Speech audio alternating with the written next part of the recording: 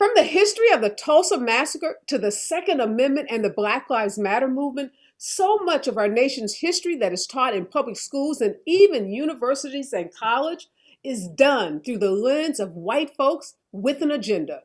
Over the last 14 months, Black scholars and historians are becoming more vocal in challenging false narratives that have been perpetuated for centuries, many of which distort the vestiges of slavery and the pervasive nature of racism in America. My guests today are two of the nation's leading scholars at the fore of setting the record straight. All coming up next. Live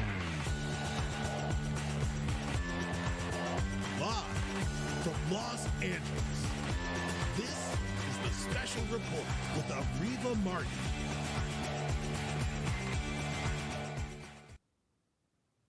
The Second Amendment declares that a well-regulated militia is necessary for the security of a free state and that the right of the people to keep and bear arms shall not be infringed. Gun rights supporters, public school teachers, and many historians conclude from this passage that the founding fathers created the Second Amendment so that citizens could protect their homes from tyrannical governments abroad and at home. In her new book, The Second, Race and Guns in a Fatally Unequal America, preeminent race scholar, historian, and New York Times best-selling author Professor Carol Anderson says that's sloppy and inaccurate history. Professor Anderson says the Second Amendment is not about guns. It's about anti-Blackness. Good morning and welcome to the Special Report, Professor Anderson. Good morning. Thank you so much for having me.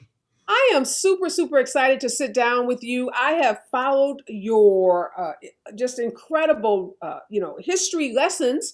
And I told a friend of mine, I went to the University of Chicago. I graduated from Harvard Law School. And I texted a friend yesterday and I said, I feel like I should get a refund from both of those institutions because what I don't know about U.S. and Black history is just kind of embarrassing sometimes. So I'm so super excited that folks like you are re-educating people like me who are supposed to be like the super educated and just helping everyday folks understand how so much of the history that's been taught to us is through the lenses of folks that have an agenda. And so this book, I got your book, The Second, that, again, we've all been taught the Second Amendment is about guns and it's about giving individuals the freedom and the right to protect themselves, their property.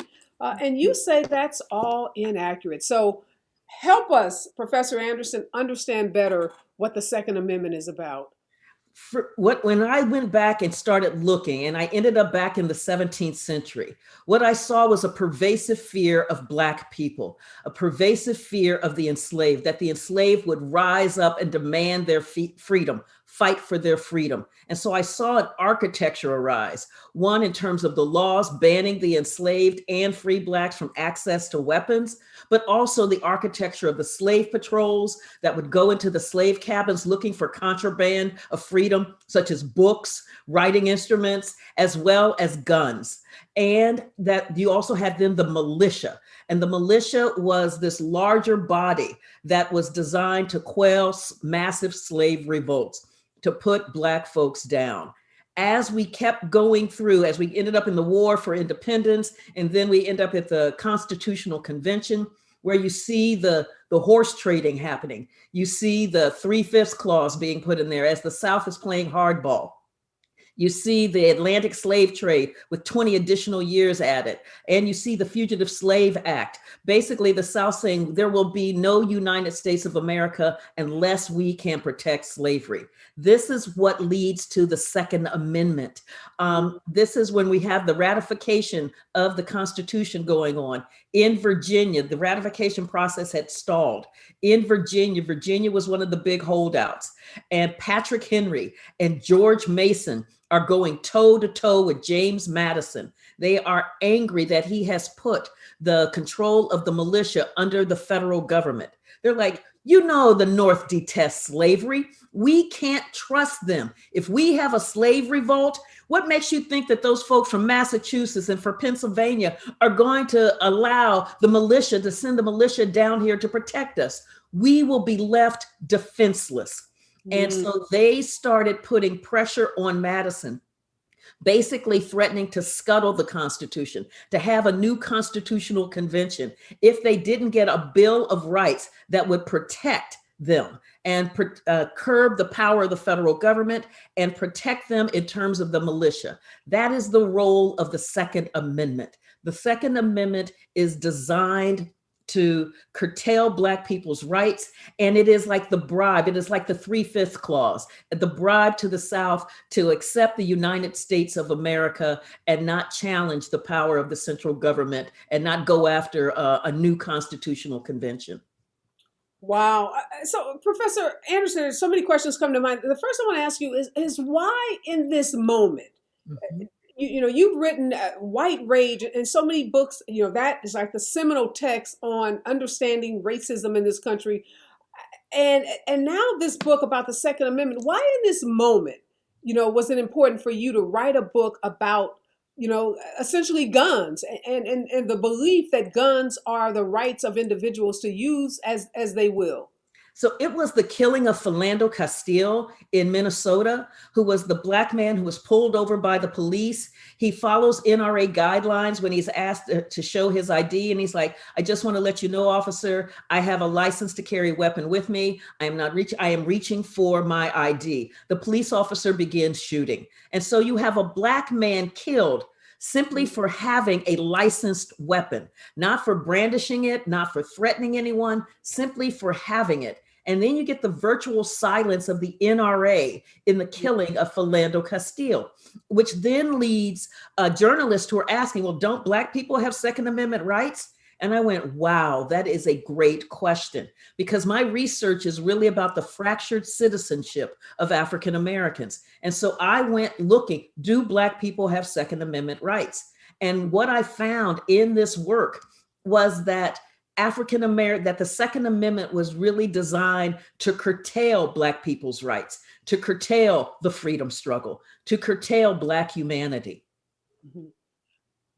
So, when you think about what happened to Philando Castile, and the way you've written the Second Amendment to reveal what the true basis of it is, I have to ask, what are your scholars, your friends, your colleagues, fellow historians who've written a lot extensively about the Second Amendment? How is this book being received in those circles? What I'm finding is that I have a lot of scholars in that period going, wow, we never thought of the Second Amendment this way. Wow. I've had some folks who have said, yes, but what about the fear of that is really about the fear of a central government? It's about the fear of a standing army. And I actually deal with a standing army and that fear in the book. It's in there. But what you see driving this is this anti-Blackness that comes through regardless of the legal status of Black people, whether they're enslaved, free Blacks, denizens, that legal status between enslaved and citizen, emancipated freed people, Jim Crow Blacks, or post-civil rights African Americans. The way that the Second Amendment is deployed against them on the right to bear arms, the right to a well-regulated militia, and the right to self-defense consistently throughout, it is deployed against the rights of Black people. And so the response has been, wow. Because you hit on something that I think are the arguments that we are taught traditionally in school, is that the Second Amendment was all about the founding fathers who were leery of a professional army, that army could turn on its own citizens. We were taught that the Second Amendment was there for the protection of farmers and to be able to protect their families and their farms and their crops. So in many ways, you turn those arguments, on their head in this book. So those scholars that have, perpetuated that narrative, do they have a response? Have they, cited to any evidence that undermines the credibility of the arguments that you're making? Not that I've seen. So because part of what I argue is like, so you hear that narrative about the militia being able to fend off a professional army, an invasion, except during that time, the militia during the War for Independence was absolutely unreliable. Sometimes they show up, sometimes they wouldn't. Sometimes they fight, sometimes they wouldn't. Sometimes they would just take off running. It drove George Washington crazy because if you're trying to really fight a professional army, you need to know that your folks are going to be there. He couldn't rely upon this militia. And then part of what you also had happening was Shays' Rebellion, which happened right before the Constitutional Convention. This is when a group of white men were angry at the Massachusetts government for taxation policies, and that Massachusetts was seizing property for non-payment of taxes. So Shays' Rebellion, these white men rise up to attack the Massachusetts government. Massachusetts tries to get the militia to put down Shays' Rebellion. The militia is like, nah, we're not doing that. And they, in fact, some of them joined Shays' Rebellion. So Boston merchants had to hire a mercenary army to put down Shays' Rebellion. So the narratives that we have about fending off a foreign invasion and about stopping domestic tyranny, that's not what was in their head at the time. What was in their head at the time was that you couldn't count on the militia when you had a foreign invasion by a professional army, and you couldn't count on the militia when you had white men taking on the state government. What you could count on the militia to do was to put down slave revolts. That's what you could rely upon them to do. That's what they had done consistently. And that was the fear that was being voiced in that Virginia Ratification Convention with Patrick Henry and George Mason. And what do you say, Professor Anderson, to those critics that say, well, that may have been the original intent, but what we see now is a Second Amendment that allows everybody, blacks and whites, to own guns, and we see the rise in the number of black gun owners and gun advocates. You know, we had on a show a couple months ago the founder of the Not Effing Around Coalition, you know, and just photos of him and his group at protest rallies over the last 14 months, you know, out with these big, you know, assault type rifles and armed and making arguments that sound pretty much like some of the arguments we hear from the NRA. Right. And so, but when you think about the way that it is in our lived existence, so let's take stand your ground. Stand your ground, that preeminent right for self-defense that expands the castle doctrine, that says that wherever you have a right to be, so it's not just in your home, it's wherever you have a right to be, you have the right to defend yourself from a perceived threat. In the United States, Black people are the default threat, perceived threat in this nation. So Black threat, Black dangerous, Black criminal. I mean, it emanates out of that 17th century fear of the enslaved, and it has carried through. And so what we see with Stand Your Ground is that when whites kill Blacks under Stand Your Ground, they are 10 times more likely to walk than Blacks who kill whites under Stand Your Ground, because that perception of threat, when you're Black, you are a threat. We also see that when whites kill Blacks, they are 281% more likely to walk than when whites kill whites under Stand Your Ground. And so this sense that somehow this has changed over time, no, it hasn't. The power of anti-Blackness, the power of defining Black people as a threat, as dangerous, is what led to Philando Castile's death. He said, I have a weapon. That's all the cop had to hear, and started shooting. You think about the difference between a Kyle Rittenhouse, who was the white 17-year-old who crossed state lines to go to Kenosha, Wisconsin, because there was a mass protest there because a Black man had been shot in the back 7 times. Mm-hmm. The police see Kyle Rittenhouse with this illegally obtained AR-15, and they welcome him. Oh, we really appreciate you guys being here. You want some water? They didn't see threat. Mm-hmm. Kyle Rittenhouse goes and he guns down 3 people, killing 2 of them, seriously wounding 1. He walks back to the cops with his hands up as if to surrender, and they go right by him. They don't register threat with him. Now you juxtapose that to Tamir Rice, the 12-year-old Black child who is playing alone in the park with a toy gun. And granted, it didn't have the tip on it, so it didn't say toy, but Ohio is an open carry state. And in this open carry state, as long as he's not threatening anyone, he's fine. There was no one there. The police rolled up, and within 2 seconds, they gunned him down. 2 seconds.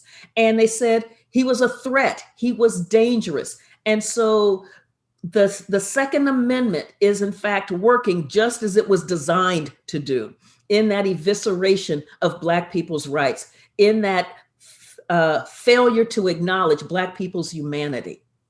And why do you think, Professor Anderson, that more historians, more of your colleagues, don't talk about or teach the history of slavery and race in this country in conjunction with the Second Amendment? Why are they separate? I mean, they're taught as totally, separate bodies of history. And I think it's because we have had a trend in this nation to look at the Second Amendment solely through a legal lens on whether it is a collective right to bear arms or whether it is an individual right to bear arms. That framing has dominated the discussion and the scholarship on the Second Amendment. But because of Philando Castile's death, I looked at it through a racialized lens.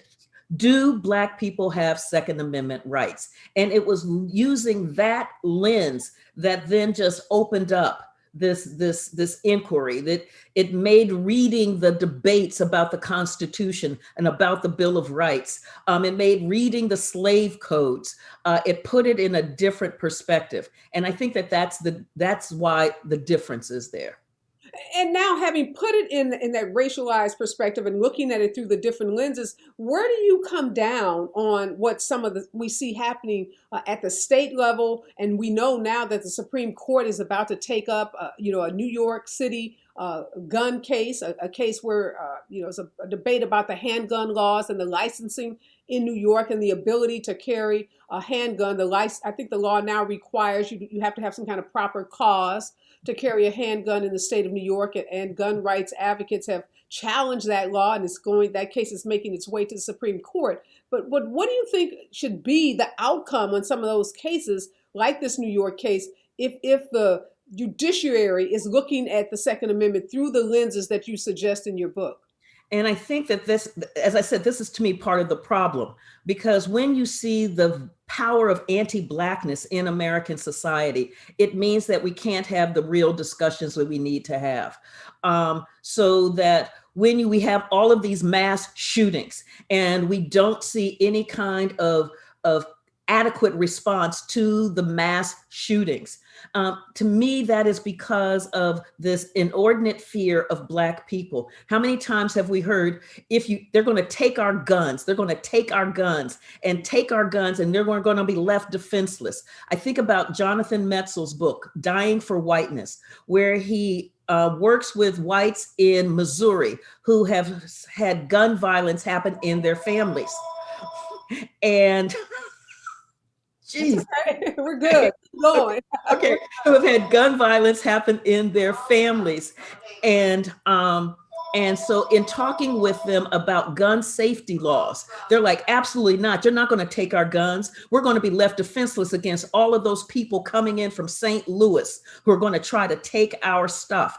That inordinate fear that Black people are coming to take our stuff and we will be left defenseless is the same kind of language that we heard in the 1700s from Patrick Henry and George Mason. If they take our militia, and we will not have the guns, and we will be left defenseless. And I think that is where we need to understand what we're dealing with. So just so I'm clear, you're saying that book, I haven't read the book. I'm from St. Louis, ironically, though. And I understand, that frame that you're talking about, but you're saying white people today, even in defending the Second Amendment, there's still this fear that if we are forced to give up our guns, we won't be able to protect ourselves against those people being Black people? Yes. I mean, so think about Lauren Boebert, who is the congresswoman from Colorado. She, in one of her ads and in one of her tweets, she was talking about defund the police, and said what that will mean is that we will be left defenseless against the thugs, against the gangbangers, and against the drug dealers. Now, we know that is coded language, synonymous coded language for Black people. So this is what we are dealing with, the depths of this anti-Blackness, this depth of this definition of Black people as dangerous and as a threat.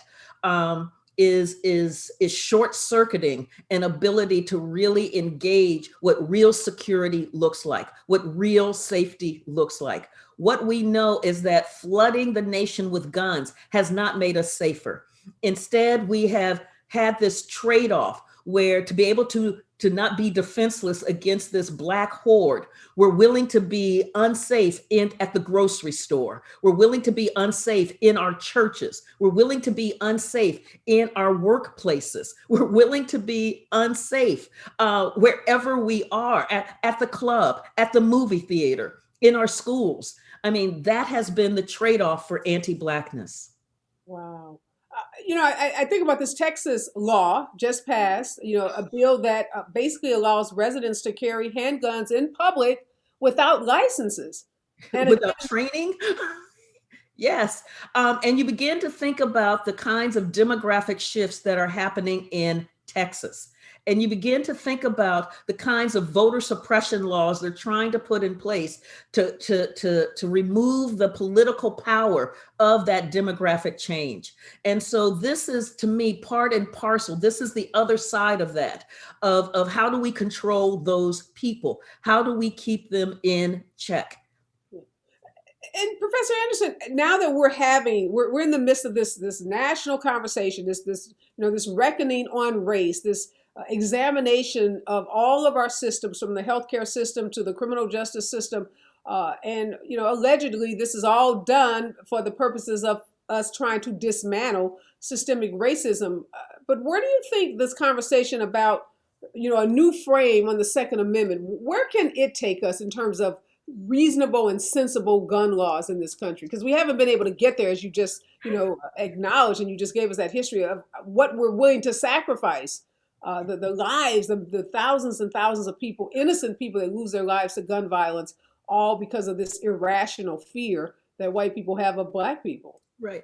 And I think that I think it's part and parcel of that discussion, because what that discussion is about is telling accurate history. It's telling fact-based, evidence-based history, not this myth history that we're seeing promulgated in these state legislatures that are banning the 1619 Project, that are banning critical race theory, as if critical race theory is actually taught in K through 12. But it's a dog whistle. It's just like saying socialized medicine, or it's just like saying law and order. It has that same kind of people don't know what it is, but they're going to get all upset about it.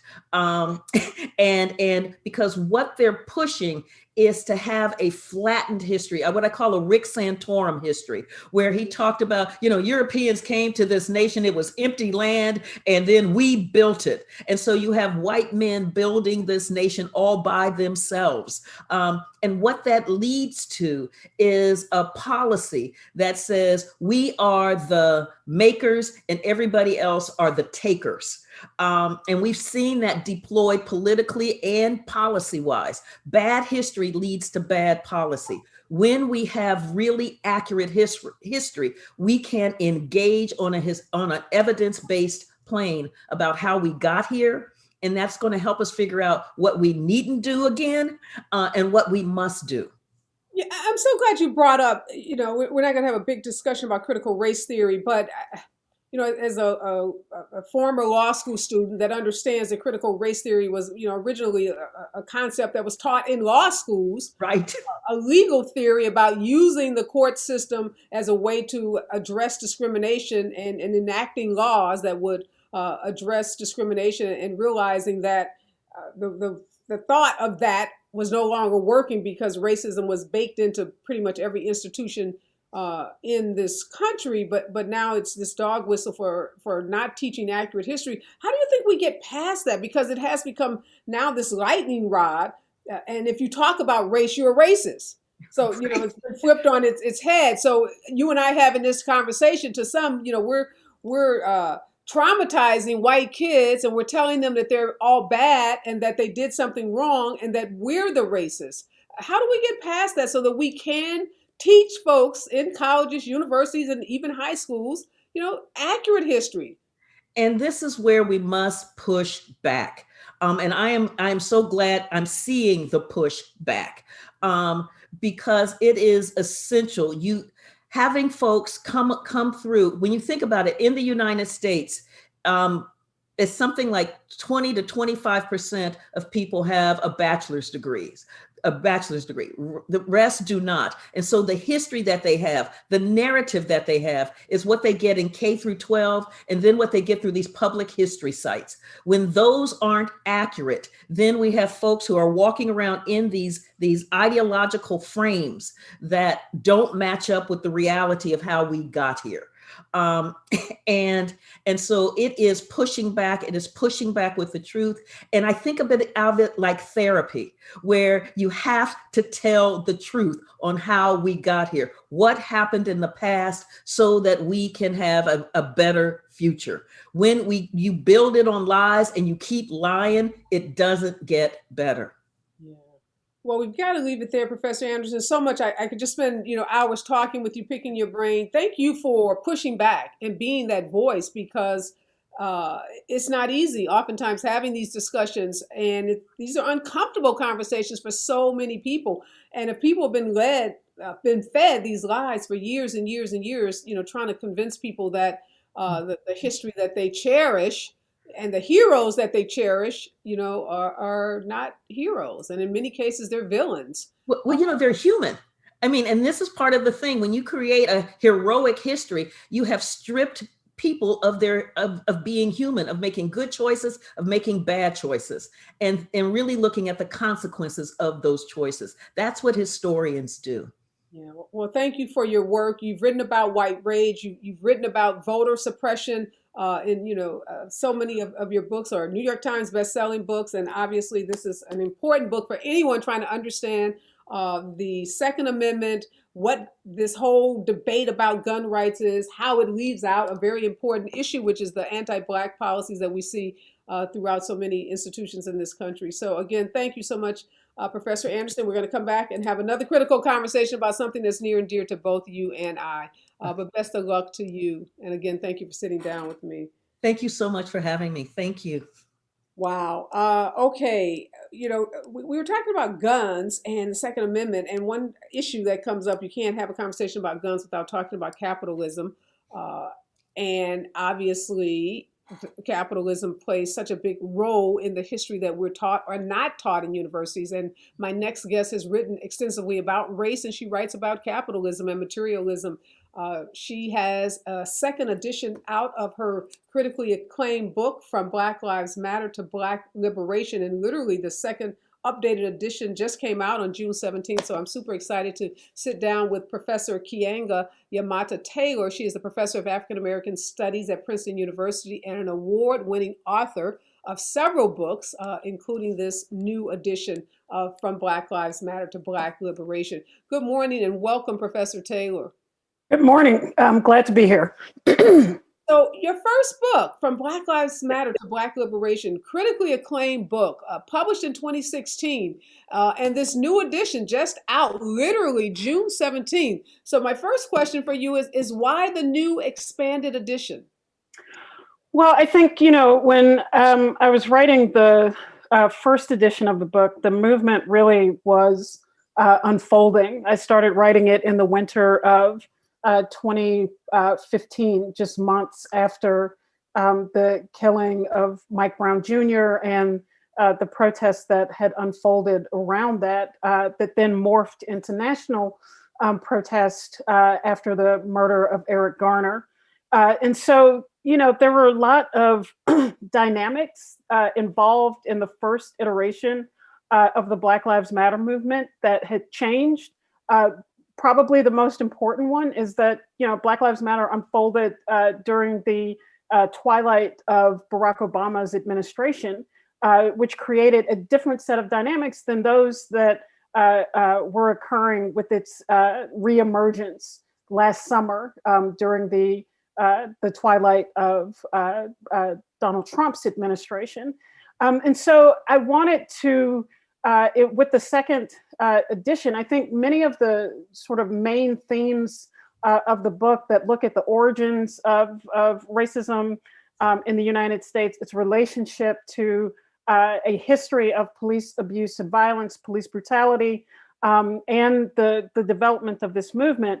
I also wanted to look at how things had changed when with this new edition. So there's a new chapter that looks at the development of Black Lives Matter, not so much as a new movement, but as a movement in transition. And so that I thought was an important kind of contribution or observation to make about new challenges for this movement under a different set of circumstances.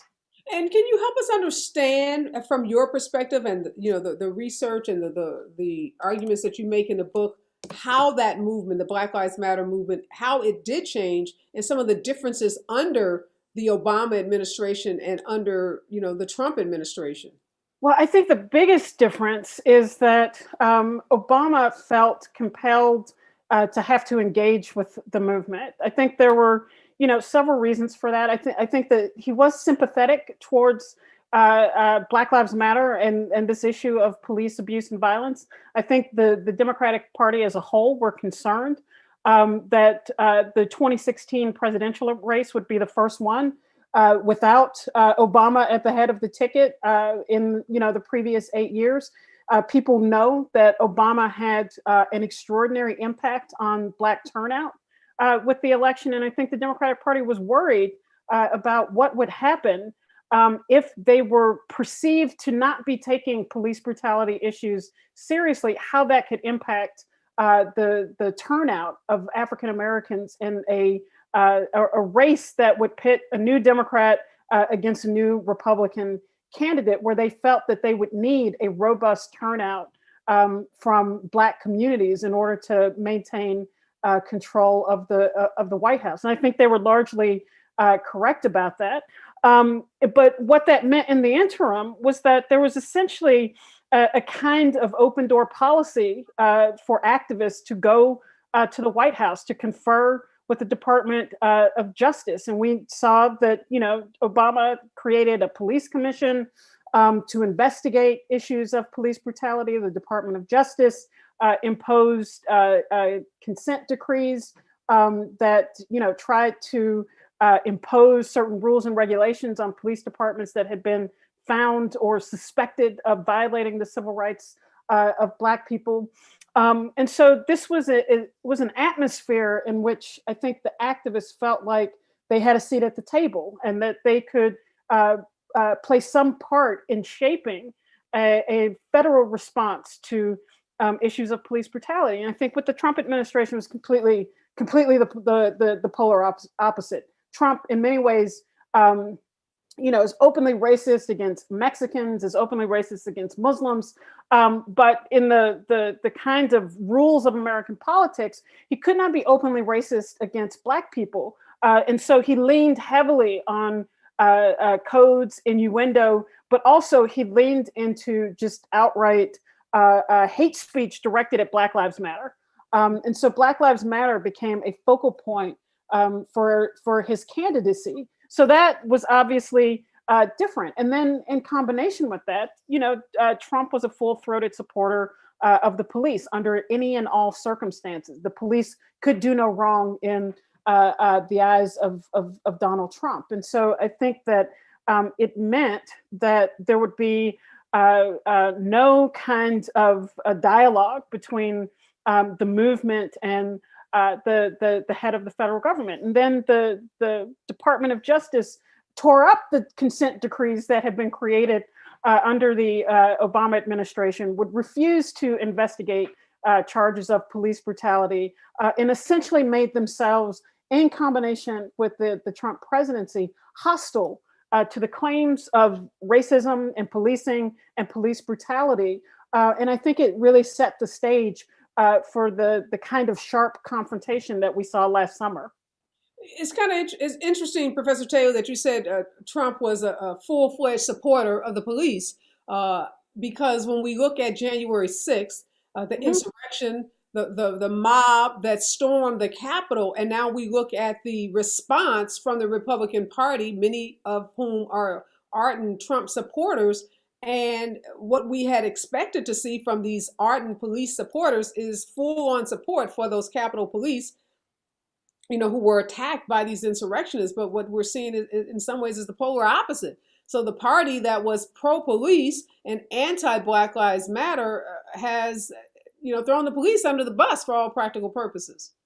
Well, I think, we should qualify that in the instance of them trying to overthrow the results of an election to keep Trump in office, they were willing to trample some individual Capitol Police officers. But we also have to keep in mind that there were police officers who were in that crowd. There were police officers who were off duty, who were part of that effort to overthrow the results of the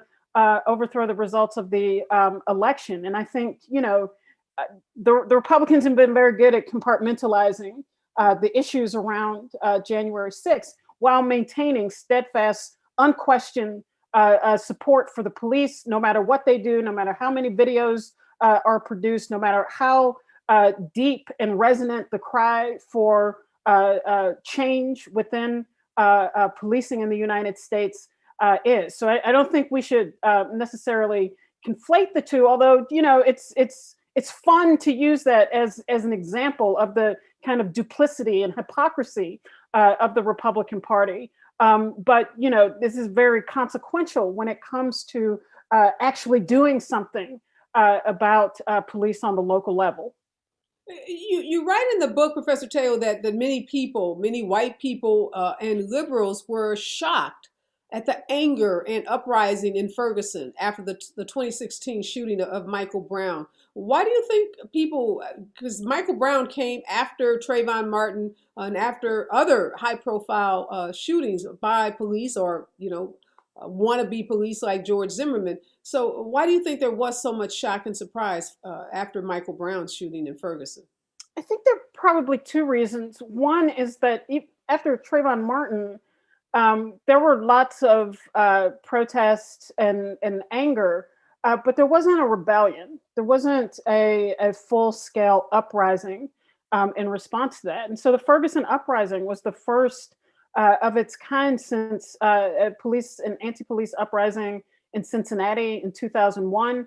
And then prior to that, the LA Rebellion in 1992. And so, Elizabeth Hinton has written an excellent book called America on Fire that looks at the range of Black rebellions in response to police brutality and police harassment in the 1960s that extends into the early 1970s. But really, after that high point of Black rebellion, it becomes much less visible, much less active in Black politics. And so I think that that people would take to the streets and resort to violent tactics as a way to protest police brutality and garner attention to those protests, that was shocking. I think the other part of it is that segregation is real. I think we underestimate the impact of segregation in our society because we don't talk about it. There was at one point in the 1960s or 70s,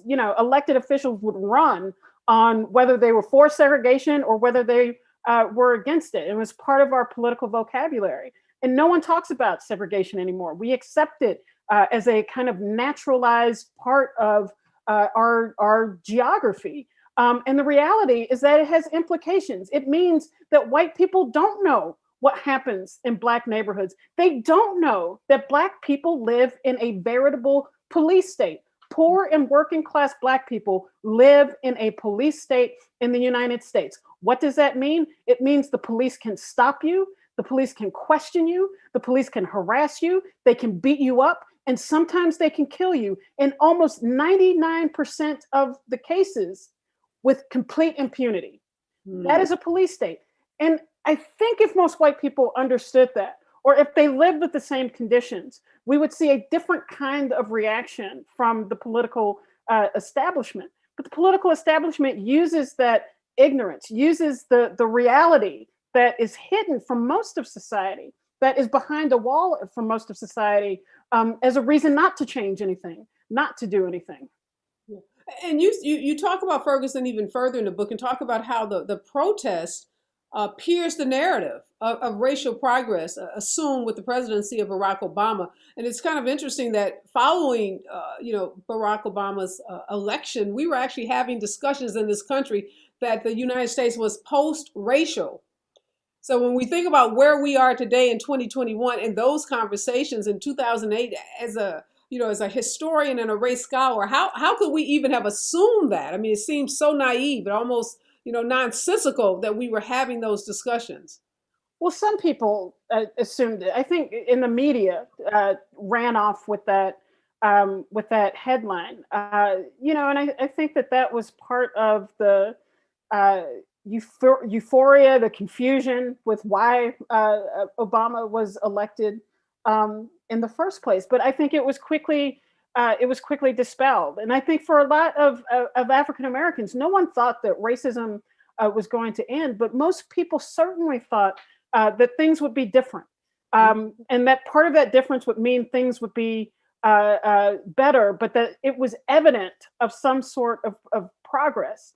And I think very quickly, literally, Oscar Grant, who's one of the first African Americans killed, while literally hundreds of people are recording his murder by transit police on the platform of a commuter rail in Oakland, California. The killing of Oscar Grant happens, weeks before Barack Obama is even inaugurated in New Year's Day, 2009. And so the honeymoon is very short-lived. And I think for African Americans, for young Black people in particular, who voted like they had never voted before because they desperately wanted things to change in the shadow of Hurricane Katrina in 2005, in the shadow of the campaign in Jena, Louisiana against racism and police brutality in 2006. Black people wanted things to be different. And it became very evident very quickly in 2012 when Barack Obama was running for re-election, pronounced that I am not the president of Black America. And so it was a rude awakening for African Americans in particular. And I think that the outbreak of Black Lives Matter really put to bed any notion that we were in a post-racial society. You also say in the book, as it relates to, so we're having this conversation about Obama and Black Lives Matter, that the Black Lives Matter movement, you said, exposed deep and bitter divisions within Black politics. Explain for us, help us understand what those divisions are. Well, I think they manifest themselves in several different ways. I think in Ferguson, you saw the Black political establishment mobilize itself very quickly to Ferguson. We have to remember the timing around this. This is 2014, and so it's very close to the 2016 election cycle. The presidential race would begin in 2015, and so the Black political establishment, led by the Congressional Black Caucus, mobilizes itself to go to Ferguson to essentially tell the young Black people to get off the street and go register to vote. That is what we need to do to actually effectuate change here.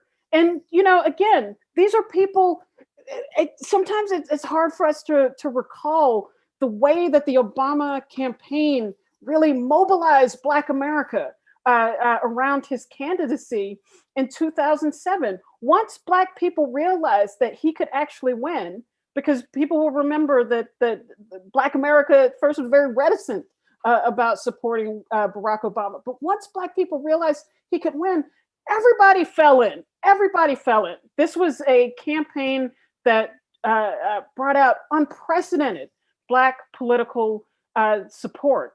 And so and voting did not change the basic circumstances that led to the murder of Trayvon Martin, that led to the murder and humiliation of Mike Brown, and so on and so forth. And so I think people had grown tired of this mantra that if we vote, we can change our we can change our circumstances, which is why I think that in 2016, it was the lowest Black turnout in a presidential election in the previous 20 years. And so you have a Black political establishment that has no particular answers for the crises that are affecting African Americans, who are then left to repeat the same script over and over again, even as the circumstances surrounding Black life, being in cities or suburbs, having to endure austerity, having to endure budget cuts, public schools that are ill-equipped to deal with all of the issues that were exposed by the pandemic. Did not just start with the pandemic. So all of these issues that have been exposed in city after city, where often there is a Black political leadership at the helm, represented deep division between Black people with access to political power, who are part of a political elite, and the circumstances in the lives of poor and working class Black people. Two vastly different worlds. Yeah. And the book, again, in studying Black Lives Matter, we're in this conversation now about systemic racism in this country. We're, everything's on the table. We're examining all of these institutions, and in examining Black Lives Matter and that movement. How do you think, Black Lives Matter has played into this bigger conversation that we're having? What role have they played in really forcing us to examine the structural problems? From mass incarceration to Black unemployment rates. So we always have to distinguish between, there's an organization, Black Lives Matter, the Black Lives Matter Global Network, and then there's the much wider movement that has picked up the slogan Black Lives Matter, and that is commonly referred to as such. And I think that what the movement has done is that through its duration, it has forced our society to look beyond the usual talking points that are upheld to explain the disparities between Black people and the rest of our society. Most often, those disparities have hinged on the culture of poverty, domestic dysfunction plaguing Black families. Former House Speaker, Republican Paul Ryan, talked about a tailspin of culture in 2014. So all of this innuendo and coded language about what is essentially blaming Black people for their conditions of disproportionate poverty, unemployment, so on and so forth. And I think what the movement has helped to do, similar to the Black movement in the 1960s, is to expose the structural roots of Black inequality, which is to say that these disparities exist not because there is something wrong with Black people, but that there is something wrong with the institutions that govern our society, that there is something wrong with unemployment that leaves Black people now, to this very day, more than twice facing rates of unemployment that are more than twice the rate of their white peers. When we talk about the racial wealth gap, that doesn't come from cultural deficiency. It comes from a history of redlining and exclusion in the real estate market. And so on and on and on. And I think that the movement, by not going away, has forced the mass media in particular to look beyond the usual talking points and to look beneath the surface to understand what are the root causes of this inequality that we see. And I think one of the big issues that helped to expose that was the 2008 financial crisis, because then it made it hard to say that there's something that you people aren't doing when there's a global financial crisis that both throws white people out of work, throws more Black people out of work, causes more Black people to lose their homes. It helped to focus our national attention on the structural roots. And I think that since then, we've had Occupy Wall Street, we've had the emergence of Bernie Sanders' campaign, which reached historic levels of popularity by pointing out these basic inequities in American society. And what Black Lives Matter did was say that, yes, and then when you map race onto that, you see why Black people, who are disproportionately as a population poor and working class, suffer more. And so I think that the combination of those things has worked to show what systemic racism actually is. And just finally, Professor Taylor, I'll ask you, obviously the title of the book is From Black Lives Matter to Black Liberation. You make the point in the book that Black Lives Matter, the movement, like so you're separating the movement from the organization, but the movement is reigniting a broader push for Black liberation. Help us understand from your perspective what that Black liberation looks like and what is the movement pushing us towards in terms of Black liberation. So what I write about in the final chapter of the book is what Black liberation means to me.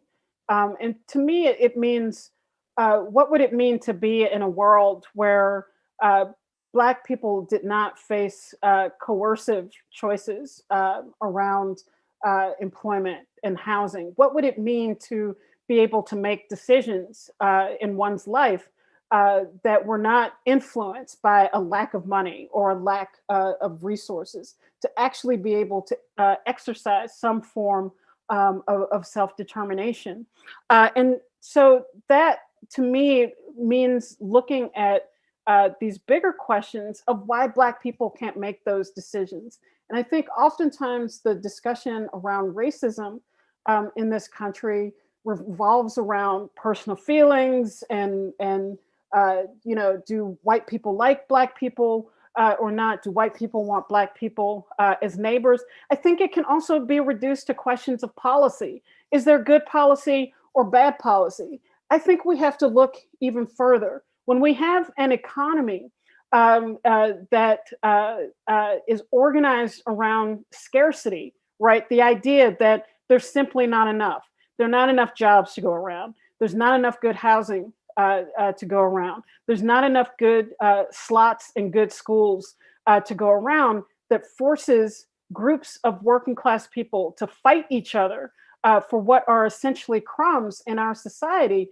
Then it's within that atmosphere and within those conditions where differentiating people and seeing some people as deserving and other people as undeserving really can take hold. And so what would it mean to have an economy organized on human need and not on what is profitable, what will make some people rich and other people marginalized within that economy? That won't solve all the problems that have to do with racism by any means, but what would it mean where people were not forced to compete over basic resources and housing, jobs, income, healthcare? These are basic things that every society should have readily available for its population. And its lack of availability pits people against each other. And so Black liberation, the liberation of Black people, is tied up with the liberation of our society as a whole from an economy that is really geared towards enriching the few, where the spoils of the economy are concentrated at the top. And you have the median income in the United States is like $50,000, right? This is the richest country in the history of humanity. And because of that, it creates an incredible amount of tension, alienation, anger on the bottom of society. And so that to me is what systemic inequality is about, systemic racism is about. And so we have to see the liberation of Black people alongside the liberation of our society.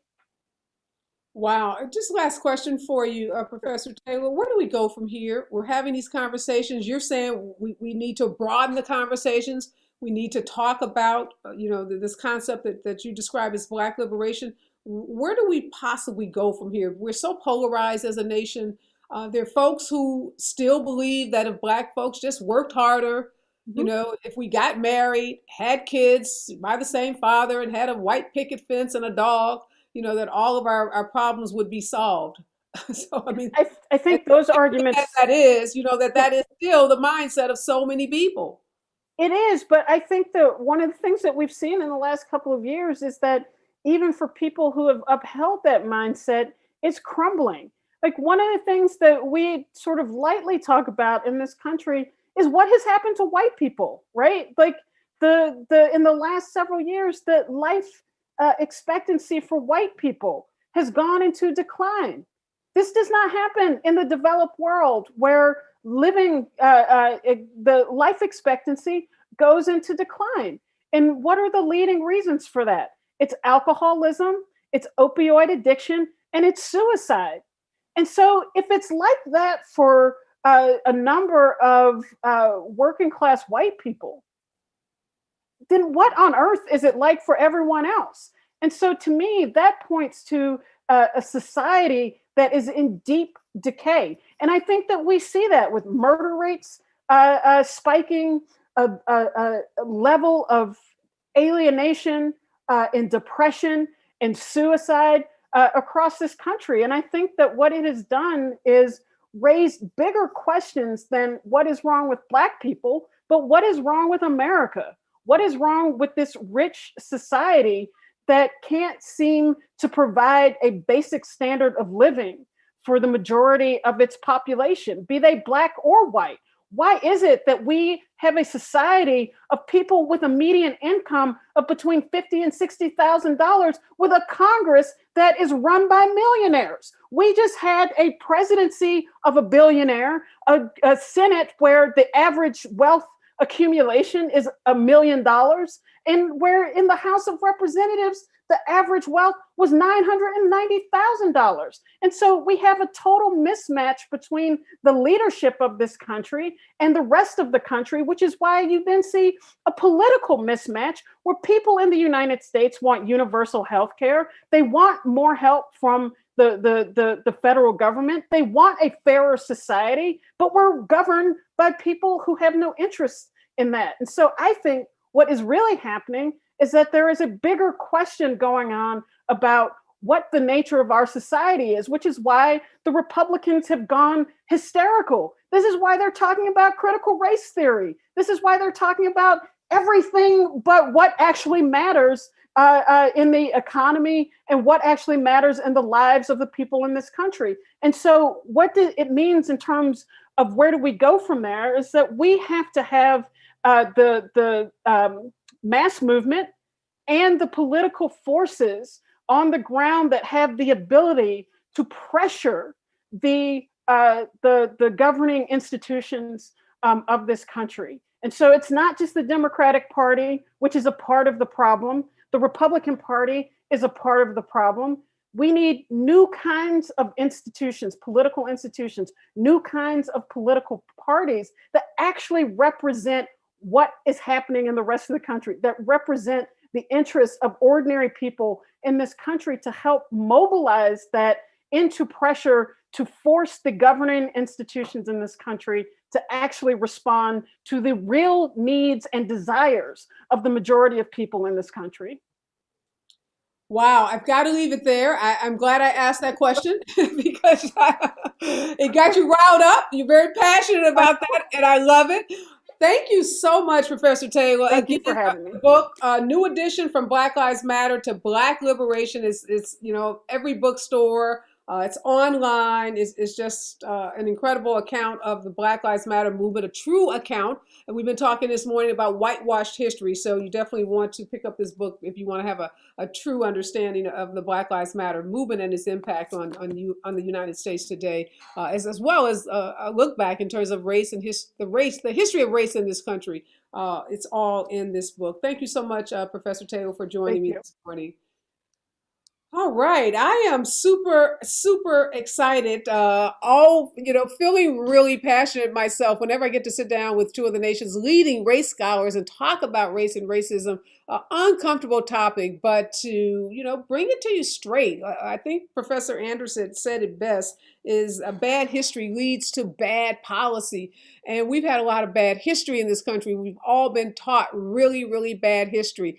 And now we're getting an opportunity to undo that. And if you are like me and you went to a K through 12 school that gave you that whitewashed history of this country, and then you went on to college, and some of us even graduate school, and you continue to learn that whitewashed history, there's no excuse, because now you know it's whitewashed. You cannot live in that ignorance. You can't stick your head in the sand and say, well, that's what they told me in school, because you now know that a lot of what we all have been taught is just wrong. It was all based on a narrative that America wanted us all to believe. And we can't move forward and talk about dismantling systemic racism or living up to the ideologies and the idea of this country if we don't understand the true history of this country. And that true history involves some really ugly, ugly, ugly times, starting with slavery and the aftermath of slavery and the vestiges of slavery that we still live with today. They're not gone. In fact, they are in some ways more pervasive than ever. And our guests today, Professor Taylor and Professor Anderson, are helping to shed a light on how poorly educated many of us have been, and helping to have these discussions and push back on these false narratives. And I really can't thank them enough. And so, in terms of my words to live by, here's what I'll leave you with. Knowledge is power. Knowledge is power. So go out, buy both of these books, buy books by Black historians, Black scholars, and get you some knowledge, because it's powerful. I'm out, y'all. Be safe out there, and remember, we are all in this together.